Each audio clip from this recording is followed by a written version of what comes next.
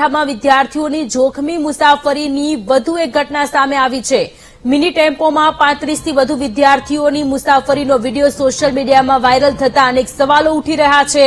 જીવના જોખમે વિદ્યાર્થીઓની મુસાફરી પાછળ શિક્ષકોની બેદરકારી હોવાનો ખુલાસો થયો છે। ટેમ્પોમાં મુસાફરી કરી રહેલા બાળકો કપૂરપુર પ્રાથમિક શાળાના હોવાની માહિતી મળી રહી છે।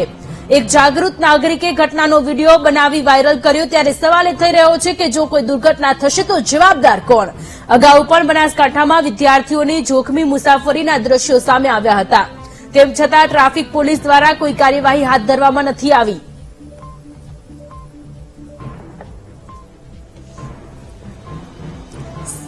સંવાદદાતા મોગજી ફોનલાઈન પર જોડાયેલા છે। મોગજી, એક વિડીયો સામે આવ્યો છે કે જેમાં એક ટેમ્પોમાં 35 થી વધુ મુસાફરોને વિદ્યાર્થીઓ છે, આ વિદ્યાર્થીઓને બેસાડીને એક સ્થાનેથી બીજે સ્થાને લઈ જવામાં આવી રહ્યા છે। શું કોઈ દુર્ઘટનાની રાહ જોવામાં આવી રહી છે? ચોક્કસ સરહદી વિસ્તારમાં વારંવાર જે વિડીયો વાયરલ થઈ રહ્યા છે અને ઘણીવાર વિદ્યાર્થીઓને જોખમી મુસાફરીના વિડીયો સામે આવતા હોય છે, ત્યારે ફરી એકવાર આ જોખમી મુસાફરી કરતા વિદ્યાર્થીઓનો વિડીયો સામે આવ્યો છે। મિની લોડિંગ ટેમ્પામાં ઘેટા બકરાની જેમ ખીચોખીચ ભરી અને વિદ્યાર્થીઓને લઈ જતા હોવાનો જે વિડીયો સામે આવ્યો છે।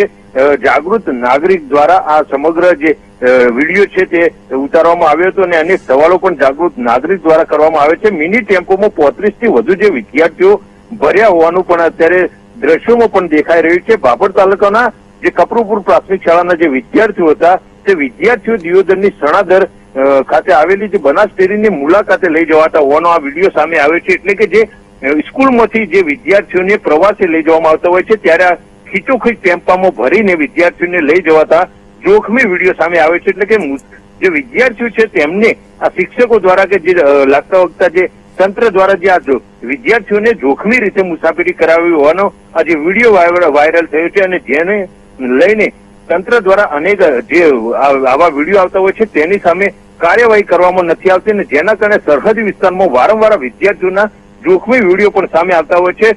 અનેક સવાલો તંત્ર સામે ઉઠી રહ્યા છે, કેમ કે આ વારંવાર વિડીયો સામે આવી રહ્યા છે અને જેના કારણે વિદ્યાર્થીઓના જીવ જોખમમાં મુકાઈ રહ્યા છે। જી મોગજી, કપૂરપુર પ્રાથમિક શાળા દ્વારા કોઈ પરમિશન લેવામાં આવી હતી? કારણ કે હવે જે નિયમો બદલાઈ રહ્યા છે, ડીઈઓ પાસેથી આદેશ પરમિશન લેવામાં હવે કમ્પલસરી થઈ ગઈ છે કે જ્યારે પણ કોઈ શાળા દ્વારા પ્રવાસનું આયોજન અથવા તો કોઈ અન્ય જગ્યાનું વિઝિટ કરવાનું આયોજન થતું હોય છે ત્યારે પરમિશન લેવી જોઈએ। આ શાળા દ્વારા પરમિશન લેવામાં આવી હતી?